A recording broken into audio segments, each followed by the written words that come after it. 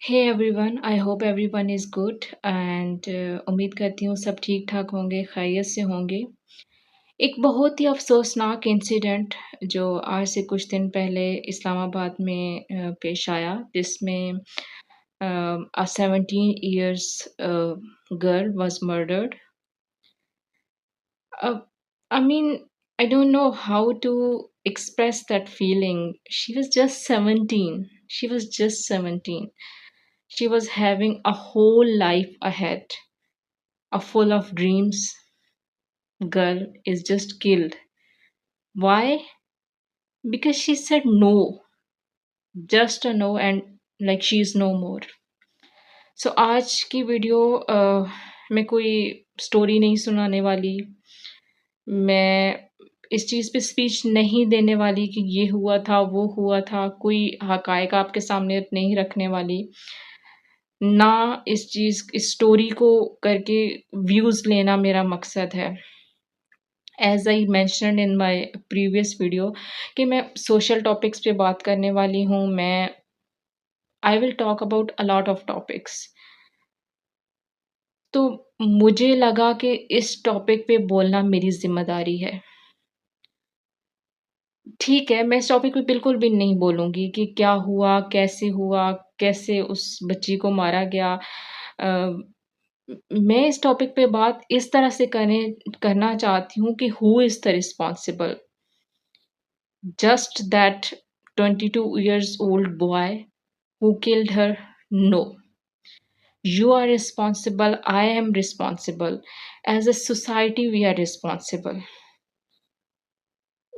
हम क्यों अपने बच्चों को कहीं न कहीं हमारी पेरेंटिंग लैग कर रही है। हमें इस चीज़ का एहसास कब होगा आई डोंट नो, लेकिन जो सोसाइटी में इसकी वज़ह से टॉक्सिसिटी बढ़ रही है ना, जस्ट इट्स अबाउट कि हम अपने बेटों को जितना नवाब और राजों की तरह बड़ा कर रहे हैं ना, और बेटियों को जितना बोझ की तरह बड़ा कर रहे हैं, that is the real cause. हमारे हम अपने बच्चों को रिजेक्शन को फेस करना सिखाते ही नहीं हैं। हमारे बच्चों को नहीं पता कि अगर उनको कोई नो कहता है, no means no and that is not disrespect. जिस तरह आप एक ह्यूमन बीइंग हो, इसी तरह दूसरा इंसान भी एक इंडिविजुअल ह्यूमन बीइंग है। उसकी अपनी एक सोच है, जिस तरह आप किसी को लाइक करते हो, वो भी किसी को लाइक करता है। उसकी अपनी एक सोच है, उसका अपना एक शऊर है, उसकी अपनी प्रायोरिटीज़ हैं, उसकी अपनी पसंद-नापसंद है।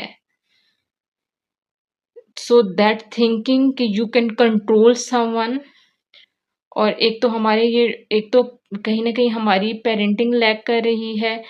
हम जितना बेटियों पे ना वो है कि जितना बेटियों की तरबियत पे हम लोग ज़ोर कर रहे हैं ना, जितना उसका ध्यान दे रहे हैं, उसका आधा भी हम अगर अपनी बेटों की तरबियत पे ध्यान दे लें, तो शायद ये हालात हों ही ना।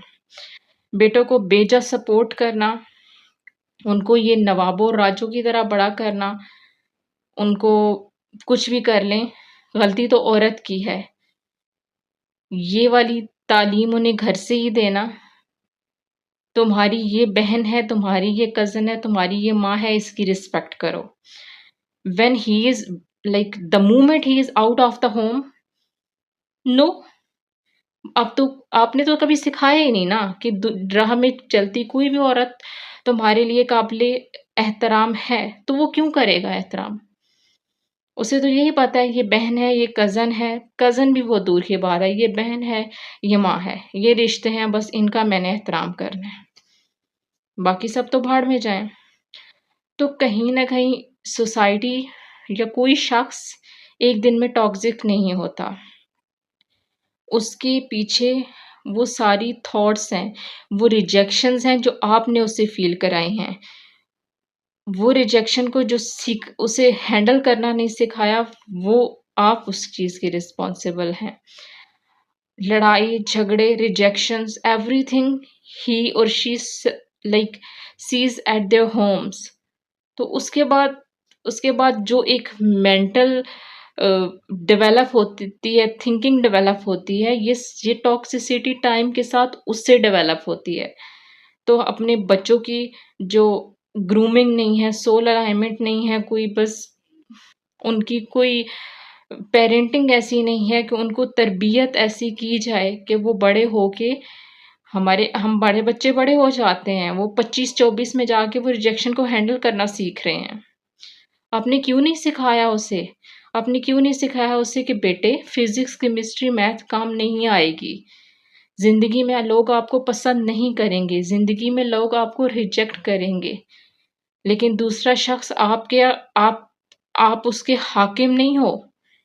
और बीइंग अ मैन, इस सोसाइटी ने जितने प्रिविलेजेस दिए हुए हैं, अगर उस पे हम लोग चलते रहे तो बहुत जल्दी ये डिजास्टर्स होने वाली है ये सोसाइटी, इस सोच को लेके। So being a man you are not the kind of superior species कि आप किसी के साथ जब भी चाहो कुछ भी कर सकते हो। तो अपने बच्चों को खुदारा ये तालीम दें, उनकी पेरेंटिंग पे गौर करें, स्पेशली फीमेल्स। आप सास बहू के झगड़ों से निकल के अपने बच्चों की तालीम, अपने बच्चों की तरबियत पे गौर करें। उनको स्कूल भेज देना, उनको दुनियावी उलूम सिखा देना काफ़ी नहीं है। और बच्चे की जो पहली तालीम होती है वो माँ की गोद होती है। तो मेक श्योर कि वो माँ की गोद से क्या सीख रहा है, वो किस तरह के एनवायरनमेंट में बड़ा हो रहा है, वो किस तरह की चीज़ें देख रहे हैं। बच्चे बच्चे आपका मिरर होते हैं। वो नहीं सीखते जो आप उनको सिखाते हो, वो सीखते हैं जो वो देखते हैं। आप उसको बोलोगे नहीं बेटा झूठ बोलना बुरी बात है, साथ में आप उसे बोलो बेटा बाहर जो अंकल आए उनको बोल दो मैं घर पे नहीं हूँ। तो वो झूठ तो वो वहीं पे सीख रहा है ना। तो झूठ बोलना, फ्रॉड करना, बिट्रे करना आप उसे सिखा रहे हैं घर पे। और then like you are expecting him to be an like angel, that's not gonna happen. तो आपकी ज़िम्मेदारी है खुदारा अपने बच्चों की अच्छी तरबियत करें। ये सोसाइटी किस तरफ जा रही है आई डोंट नो, बस जिस तरह के केसेस आते हैं। एंड फिर man, you also responsible for that behaviour. Like ठीक है, नॉट ऑल मैन बट वो ऑलवेज अ मैन। क्योंकि हमारे बहुत से अभी भाई ऐसे भी होते हैं जो फिर डिफेंड कर रहे होते हैं, जिनको जो ऑफेंडेड फील करते हैं कि नहीं भाई आपने सबको कैसे कह दिया, आपने पूरे जेंडर को कैसे कह दिया। तो भाई किसको जाके कहें। छोटी छोटी बच्चियों के कत्ल हो रहे हैं, रेप हो रहे हैं। कब तक ये सोसाइटी आपकी ड्रेसिंग को, आप the kind of person you are उसको करते रहेंगे। ठीक है, she was a TikToker, although I reviewed her content और उसके कंटेंट में मुझे कोई ऐसी बात नजर नहीं आई, बट स्टिल उसका टिकटॉकर होना आपको ये राइट दे देता है कि जाके आप उसको, जिसने कत्ल किया है, आप उस पे बात नहीं कर रहे, लेकिन आप उस बच्ची पे इसलिए बात कर रहे हो कि शी वॉज टिकटॉकर। तो जो सोसाइटी में छोटी छोटी बच्चियों के रेप के केसेस आते हैं, then what about those cases. तो सोसाइटी में जो गंद है, वो टॉक्सिसिटी है। विक्टिम ब्लेमिंग करने के बजाय खुदारा उस चीज को देखें, क्योंकि ये जितना गंद आप सोसाइटी में फैला रहे हैं ये आपके घर तक आएगा, डेफिनेटली आएगा। जब कोई भी चीज खराब होती है, 1 से 2 होती है, 2 से 3 होती है, 3 से 4 होती है, तो एक स्टेज तो आएगा ना जब वो पूरी सोसाइटी में फैल जाएगी। तो क्या आपकी बीवी, आपकी बच्ची, आपकी बहन उस सोसाइटी का पार्ट नहीं है? ऑब्वियसली है।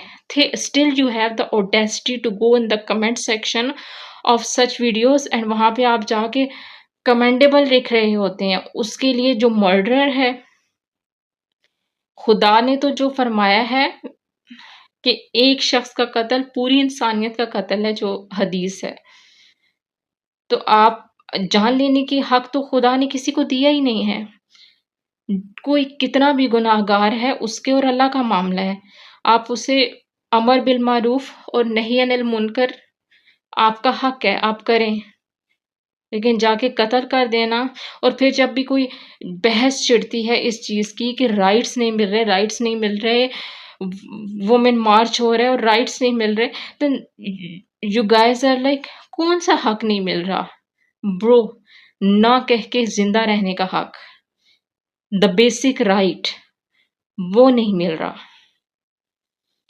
और जितना स्केरी ये सोसाइटी फीमेल्स के लिए होती जा रही है ना पिछले कुछ अरसे में, I am just afraid to live in this country, believe me. और इसी कंट्री में आपकी माएँ, आपकी बहनें, आपकी आने वाली जनरेशन, आपकी बच्चियाँ बड़ी होने वाली हैं। तो आज किसी दूसरे के घर में लगी आग को देख के आप उसको एन्जॉय कर रहे हैं, तो फिर अफ़सोस है। फिर ये आग जब आपके घर तक आने वाली है, आई डोंट नो तब आप क्या करने वाले हैं? क्या तब भी आप तालियाँ बजाने वाले हैं? क्या तब भी आप विक्टिम ब्लेमिंग करने वाले हैं? Then hats off to you. So खुदारा अपने बच्चों की तरबियत करें।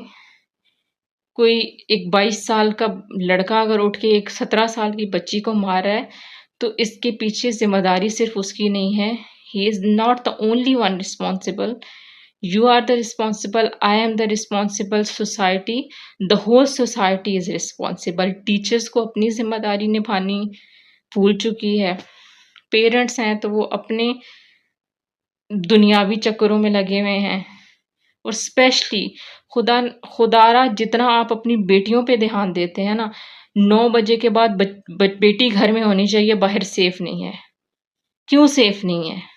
तो बेटे को भी 9 बजे घर वापस बुलाएं, क्योंकि उसकी वजह से किसी और की बच्ची बाहर सेफ नहीं है। तो खुदारा this is my request, like special request to you, like it is women to women. खुदारा अपने बच्चों की अच्छी तरबियत करें। खुदारा थोड़ा सा फ़ोन साइड पे रख के अपनी सोशल लाइफ साइड पे रख के करें।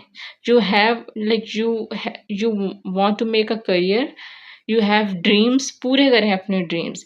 लेकिन साथ में ये याद रखें कि जो बच्चा आप पैदा कर रही हैं उसकी एक अच्छा ब्रॉटअप करना आपकी ज़िम्मेदारी है। और ये मैं बार बार फीमेल्स को मेंशन इसलिए कर रही हूँ, ये नहीं कि बाप की कोई ज़िम्मेदारी नहीं है, इसलिए कि बच्चा बाप के साथ नहीं रहता।